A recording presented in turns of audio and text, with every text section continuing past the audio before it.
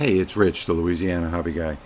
I am looking at a piece of material here that I've never used before, and this video is about a year in the making. Sorry about that, Rick.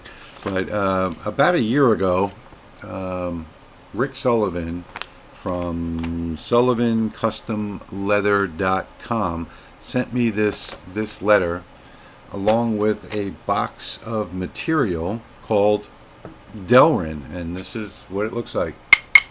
This is a plastic, and it's super hard. I don't think I've ever seen anything that's quite as hard as this plastic before. And what Rick was asking about, he sent me a holster, a knife holster, from HTL Holsters, and on the back he put his logo. And this is stamped in here. I'm guessing that this is probably a metal stamp, like I guess like the ones I used to use in woodworking for my brand. You know, you heat it up with an iron. Well, this one is probably for leather, and you clamp it onto the leather. That's what I'm guessing anyway. And he's wanting to know. He writes in his letter, "I have the Boss Laser 80-watt CO2. And would love to be able to make these for sale and use. The possibilities are endless for these stamps." So he's wanting to make a stamp out of the Delrin, which I was able to do, and I guess to press it onto leather. And I was able to get. I know you're not going to be able to see this in the video, but I got a small stamp going on here, but I don't have the equipment to actually do this. The vise is in another shop, and I guess that's how they do it, is they clamp this onto the leather with a vise, and that's how you stamp it. But I was able to get the stamp done relatively quickly, and I got 0.4 millimeters, almost a half a millimeter deep, with a 10-watt diode laser running at a pretty good speed.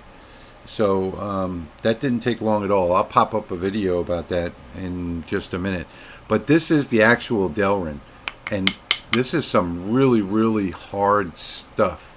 I wasn't able to actually run a test pattern on this, a test grid, a Lightburn test grid.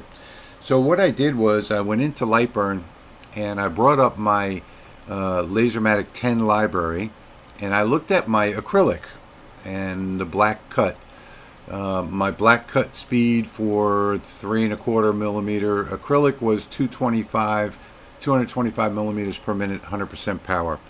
So I brought up that cut and I said, okay, well, let me try it at 200, 100. Let's see how deep I can get into the Delrin. And surprisingly, it almost went all the way through on the first try.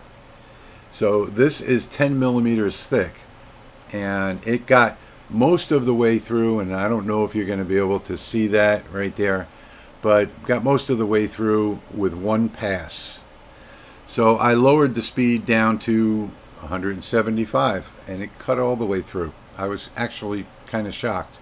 It's not a perfectly clean cut. It's got some little bumps to it, you know, which is kind of puzzles me, but I guess that's the nature of the material.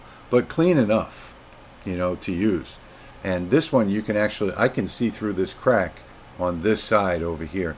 So that was with one pass. So I did 175 millimeters per minute at 100% power, 2 passes, and it cut clean through it. So the cutting wasn't a problem. And then I went to the engraving, and what I did was I did the same thing. I went to the black acrylic and engrave, which was 3,000 millimeters per minute and 60% power. That one didn't come out perfect. It sort of came out. I got about 0.2 millimeters deep into the Delrin itself. Then I changed that to 3,000 millimeters per minute and 90% power, and on one pass I was able to get almost a half a millimeter deep into this plastic. And I'll pop up that video so you can take a look and see. But Yeah, this is super hard material. This is just a quick video today to talk about how this engraves. It engraves perfectly. I'm going to voice over on the video now just a couple of quick points that I wanted to cover, and we'll bring that up now and take a look at how the engraving went on this of the rubber stamp. Okay, so this is the LaserMATIC 10. This is a 10 watt diode laser, and you can see here I'm running at 3,000 millimeters per minute. The thing that I wanted to note here is that there is some smoke. Let me zoom in on this just a little bit, and you can see the smoke coming off, but there's also a very fine dust that's coming off on here. I'm really not sure, I don't know what the toxicity is on this. It's just a very fine dust, but there you can see that it went pretty deep into the material.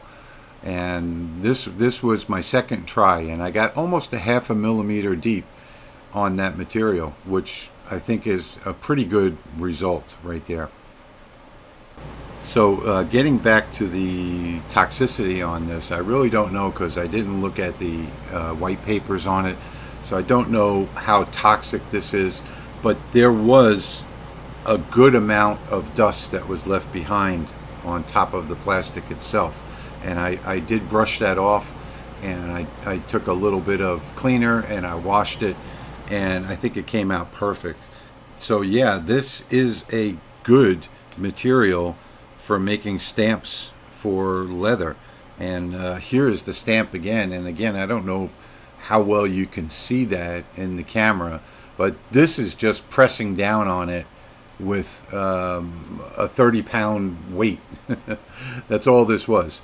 And I got some depth out of it, and I got the image out of it as well. So it worked pretty well. And this is a very bad example to use, but I didn't want to run it again without checking the toxicity. Now, in the laser that I was using, I do have the factory fan removed, and I was using a different inline fan. So as far as everything that I've read online so far, without going and taking a look at the manufacturer white paper on this and finding out what it's made for and how it reacts to heat, I can't say for sure.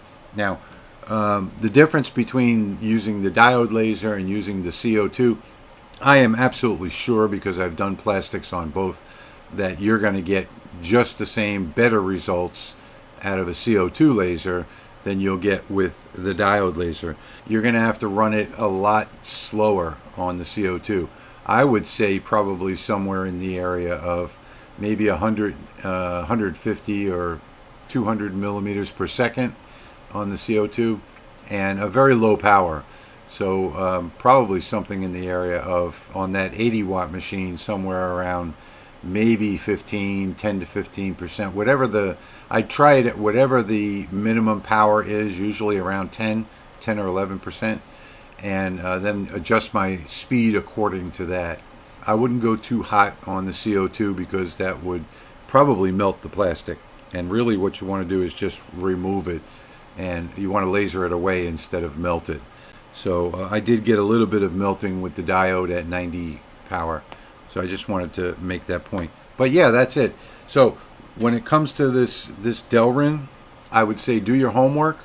It is a great hard material. I've never seen a plastic that's as hard as this. You can smash this with a hammer. In fact, this piece here, I did just that right over here. I hit it at least a dozen times on the workbench with a ball peen hammer. And you can see that there's no marking whatsoever.